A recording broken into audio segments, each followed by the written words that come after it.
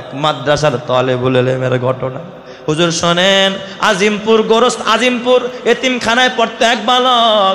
এই বালক সে ছিল রাস্তার ফুটপাতে পড়েছিল, তার মায়ের কোনো খবর নাই, বাবার কোনো খবর নাই। ফুটপাত থেকে ধরে কারা যেন তারে এই মাদ্রাসায় ভর্তি করে দিছে এতিমখানার ভিতরে।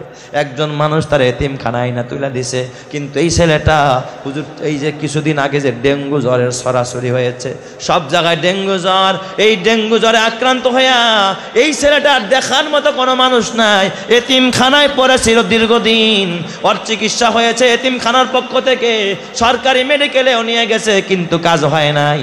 কারণ ওই রকমের খাবারের মতো ব্যবস্থা ছিল না, তদারকি করার মতো কোনো মানুষ ছিল না। মাকে জানে, ও জানে না, ওর বাবাকে ও নিজেও জানে না। এই এতিম অসহায়, একেবারে এতিম, মায়ের পরিচয় নাই, বাবারও পরিচয় নাই, একজন বাবার সব হারা। এই বাচ্চাটার যেদিন সে মারা যায়, এতিমখানার মাদ্রাসায় পড়তো, ওরে কবর দেয়, আমরা মনে করছি বেওয়ারিশ লাশ, এটারে সরাইলে কোনো খবর নাই, সমস্যা হবে না। সন্ধ্যাবেলা ওরা দাফন করছে, ফজরের আগ দিয়া যখন কোনো মানুষ কবরস্থানের আশেপাশে নাই, আমরা কয়েকজন কর্মী মিলে ওর কবরটা খনন করেছি, যে লাশটা উঠায়া ওই নর্দমার মধ্যে ফালাই কবরটা আরেকজনের জন্য আমরা প্রস্তুত করে দিব। হুজুর কসম আল্লাহর, আমরা যখন সেখানে মাটি খনন করতেছিলাম, হুজুর আমি প্রথমে ওই কবরের মাটি সরাইতেছিলাম।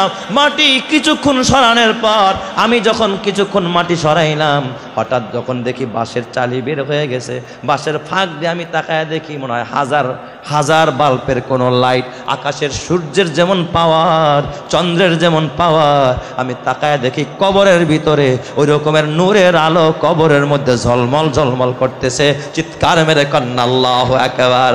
আলেমেরই মাতা পিতা বড় ভাগ্যবান, রোজ হাসরে মাথায় হবে তাজ পরিধান। হাসরেরই কঠিন মাঠে হবে হাহাকার, সেই মুহূর্তে দেখবে সবাই কিনা চমৎকার।